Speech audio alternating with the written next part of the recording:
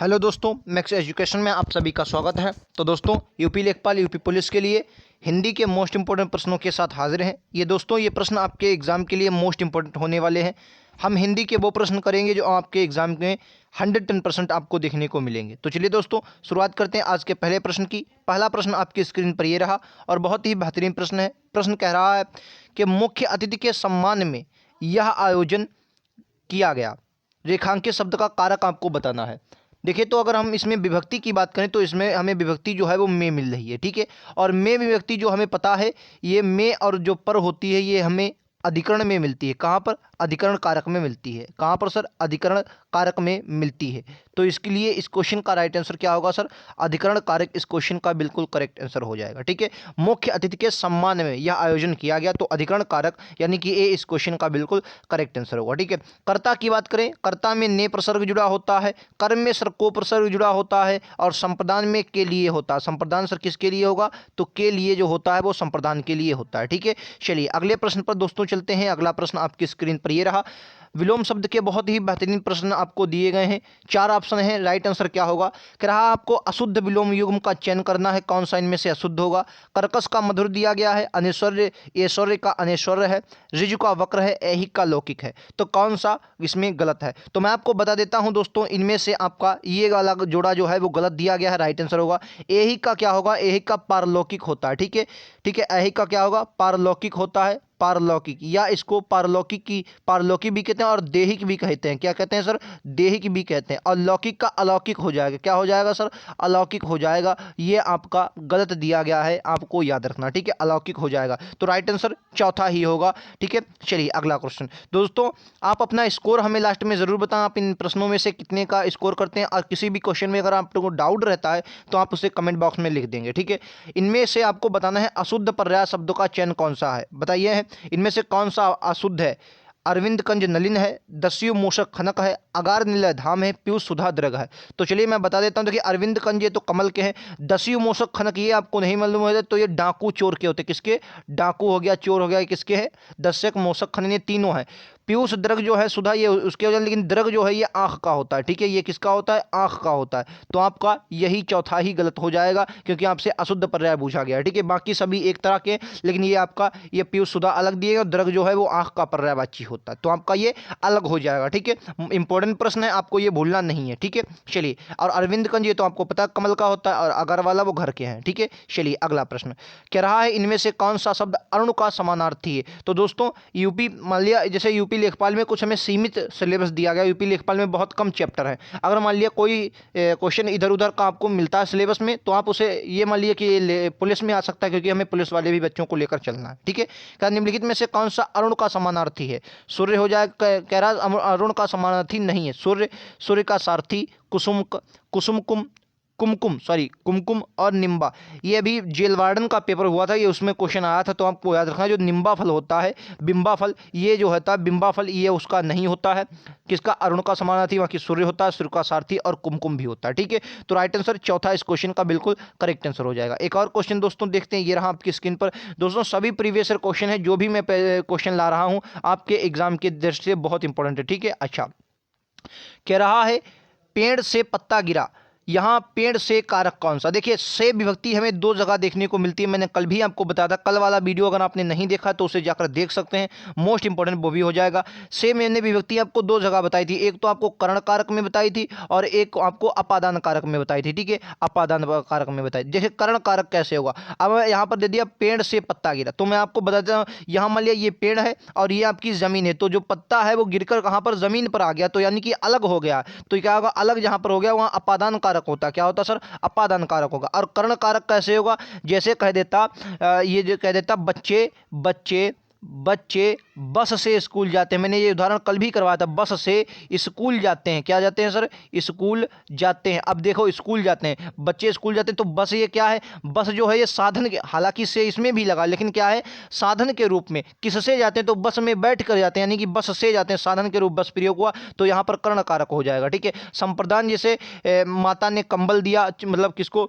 भिखारी को कंबल दिया, तो यहाँ पर संप्रदान हो जाएगा। कर्म में व्यक्ति को लगी होती है, ठीक है। चलिए मैं और भी आपको समझाना चाहता हूँ। देखिए अगर आप जैसे एक बहुत इंपॉर्टेंट रोगग्रस्त एक होता है, एक क्या होता है रोगग्रस्त होता है, एक रोग मुक्त होता है, ठीक है, एक क्या होता है रोग मुक्त होता है, ठीक है। इन दोनों के आप लोग कमेंट बॉक्स में हमें बताएंगे रोगग्रस्त किसका होगा, रोग मुक्त किसका होगा। कमेंट बॉक्स में जरूर इन क्वेश्चनों का आंसर देना है और इनमें से एक का कर्ण है, एक का अपादान है, ठीक है। आपको बताना है कौन सा किसका होगा। चलिए दोस्तों अगला क्वेश्चन हम देखते हैं। ये रहा, कह रहा शीश का तत्सम रूप क्या है। तत्सम आपके दोनों एग्जाम में पूछा जाएगा, चाहे आप कांस्टेबल दीजिए चाहे लेखपाल दीजिए, ठीक है। शीश का जो तत्सम है वो क्या होगा, ठीक है। कुछ तत्सम शब्द लिख रहा हूं, उसका तद्भव आपको बताना है। जैसे कदली, कदली आपके एग्जाम में कई बार पूछा, कदली किसका होता है ये आपको बताना है, ठीक है। अंधकार अगर आपके पूछ लिया जाए, अंधकार किसका होता है, बहुत ये नॉर्मल है, आपके एग्जाम में पूछे ही जाते हैं, ठीक है। तो आपको कदली मालूम होना चाहिए, सर केले का होता है, ठीक है, केले का होता है, ठीक है। जैसे करपट पूछ लिया जाता है, कपड़े का होता है, ठीक है। अंधकार ये अंधेरा हो जाएगा, क्या हो जाएगा सर अंधेरा हो जाएगा,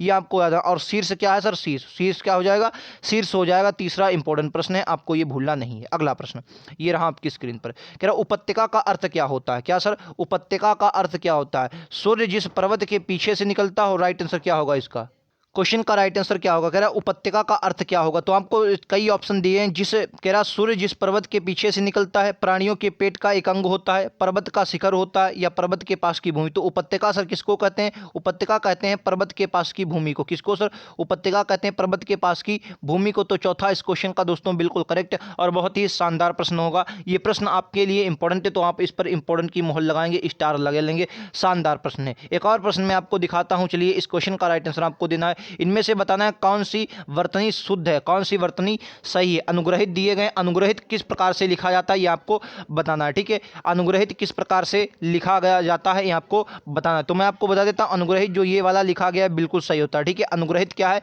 ये जो आपका पहला लिखा गया है, यानी कि गा में जो होता है, गा में अनुग्रहित होता है, ठीक है। गा में अगर गा बनाएंगे तो गा में इस ग्रह वाला हा होगा, ग्रह वाला, ठीक है। एक ग्रह देखिए इस प्रकार से होता है, ये होता है घर, और एक ग्रह होता है ये होता है जैसे आकाश वाले जो ग्रह होते हैं उनको ये ग्रह कहते हैं, ठीक है। तो अनुग्रहित राइट आंसर आपका ए होगा। इसको एक बार आप फिर से देख सकते हैं। चलिए अगला प्रश्न, कह रहा उपेक्षा का विशेषण रूप क्या होगा, ठीक है। उपेक्षा का विशेषण रूप क्या होगा।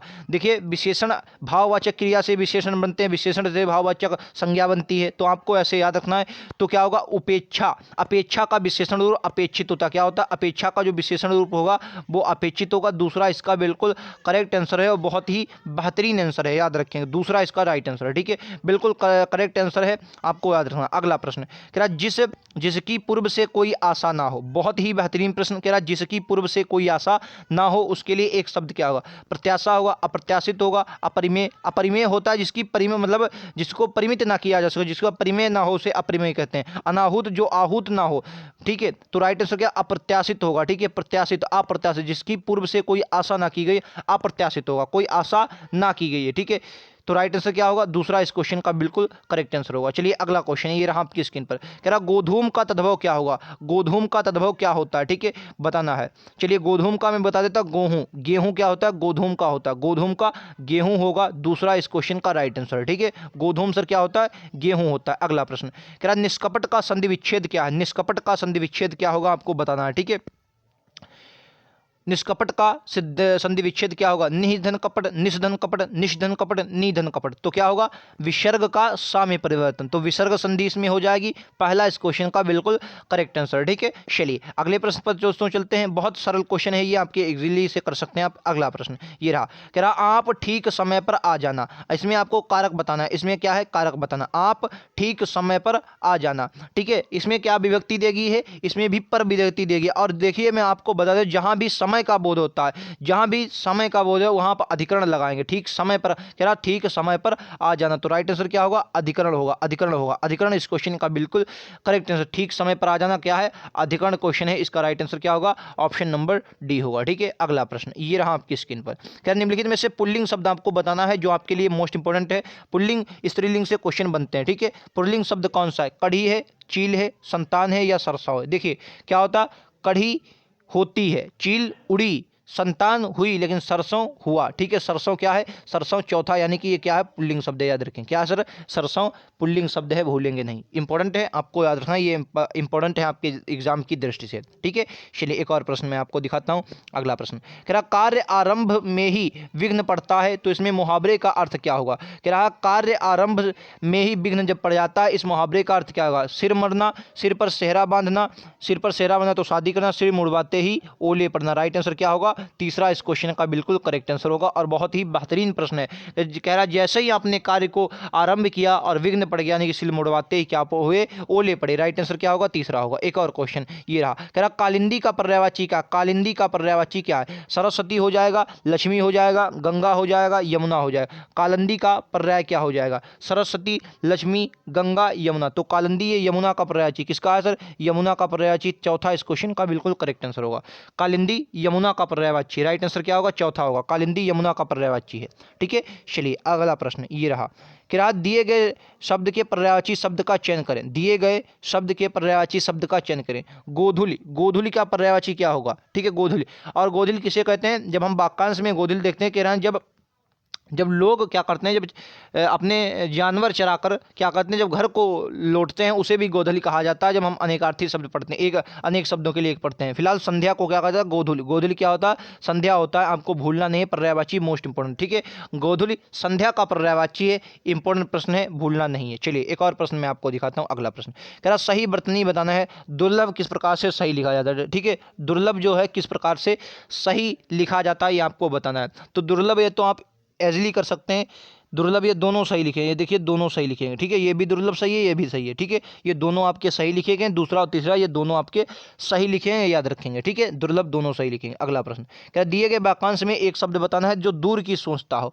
जो दूर की सोचता हो उसे आप क्या कहेंगे, दूरदर्शी, द्वारदर्शी, चतुर्दर्शी, एकादशी। तो दूरदर्शी, राइट आंसर क्या होगा, दूरदर्शी होगा पहला। पहला इस क्वेश्चन का बिल्कुल करेक्ट और बहुत ही बेहतरीन आंसर है। राइट आंसर क्या होगा, पहला ही होगा। अगला प्रश्न ये रहा आपकी स्क्रीन पर, कह रहा निम्नलिखित में से उस मुहावरे का चयन करना है जो दिया गया। कह रहा ओखली में सिर देना, मुहावरे का अर्थ क्या होगा। देखिए ओखली में सिर देना, अगर आपने मेरी कल की वीडियो देखी होगी तो मैंने आपको क्या बताया था, जब भाई साहब मुहावरा आपसे पूछा जाए और फिर आपसे आंसर पूछा जाए, तो जो उसमें आपको सब्जेक्ट और प्रेडिकेट दिए हुए वो तो फिर जैसे ओखली ये तो हो ही नहीं सकता, ओखली वाले जितने भी आपको हटा ही देने। राइट आंसर क्या होगा, जानबूझकर मुसीबत में पड़ना।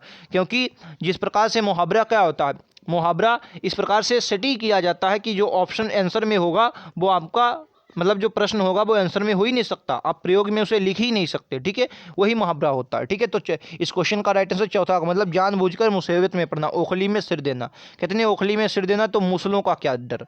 ठीक है, याद रखेंगे, चौथा इस क्वेश्चन का राइट आंसर होगा। एक और क्वेश्चन करते हैं, ये देखिए ज्येष्ठ का पर्यायवाची आपसे पूछा गया। अच्छा, कमेंट बॉक्स में आपको मिष्ठान किस प्रकार शुद्ध लिखा जाता है। ठीक है, मिष्ठान होता है या मिष्ठान होता है, मिष्ठान या मिष्ठान किस प्रकार से लिखा जाता है, आप कमेंट बॉक्स में देखिए। ज्येष्ठ जो होता है वो ज्येष्ठ कवि नहीं होता, क्या होता है, ज्येष्ठ होता है, ज्येष्ठ होता है, ज्येष्ठ। ठीक है, तीसरा इस क्वेश्चन का बिल्कुल करेक्ट आंसर होगा, ज्येष्ठ नहीं होता, ज्येष्ठ होता है। ठीक है, याद रखें। अब मिष्ठान कैसे लिखा जाता है आप कमेंट बॉक्स में हमें जरूर बताएंगे। अगला प्रश्न क्या दिए गए वाक्य में रेखांकित खंड को प्रतिस्थापित करने के लिए उपयुक्त विकल्प का चयन कीजिए। मतलब ये लिखा गया है मनुष्य को पुण्य कर्म करना चाहिए।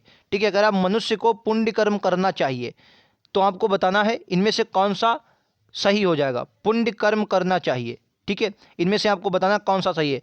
मनुष्य को पुण्य कर्म करनी चाहिए तो गलत हो जाएगा, मनुष्य पूर्व कर्म करते चाहिए ये भी गलत हो जाएगा, मनुष्य पुण्य कर्मों करने चाहिए, मनुष्य को पुण्य कर्मों करने चाहिए ये भी नहीं होगा, मनुष्य पुण्य कर्म करना चाहिए यही सही है। मतलब जो दिया गया वाक्य आपका वही सही होगा, मनुष्य को पुण्य कर्म करना चाहिए यही आपका सही हो जाए। बाकी हो ही नहीं सकता क्योंकि पुण्य कर्मों करने चाहिए, या तो कर्मों को करना चाहिए होता। ठीक है, तो राइट आंसर क्या होगा, चौथा ही होगा। ठीक है, चौथा आपका बिल्कुल करेक्ट आंसर, मनुष्य को पुण्य कर्म करना चाहिए। ठीक है, चलिए अगला प्रश्न ये रहा आपकी स्क्रीन पर। फिलहाल आज के अंतिम प्रश्न है, ये हमारे प्रश्न समाप्त होते हुए 22 प्रश्न थे। 22 में से दोस्तों आपका स्कोर कितना रहा आप हमें जरूर बताएंगे। और ऐसे लगातार प्रश्नों के लिए आप चैनल को सब्सक्राइब करना ना भूलें। यूपी लेखपाल, यूपी पुलिस के लिए मैं लगातार जीके जीएस के भी वीडियोज़ लेता हूँ, आप उन्हें भी देखें, आपके लिए वो भी मोस्ट इंपॉर्टेंट होने वाले हैं। तो चलिए मिलते हैं अगले वीडियोज़ में, आज के लिए इतना ही। Thank you.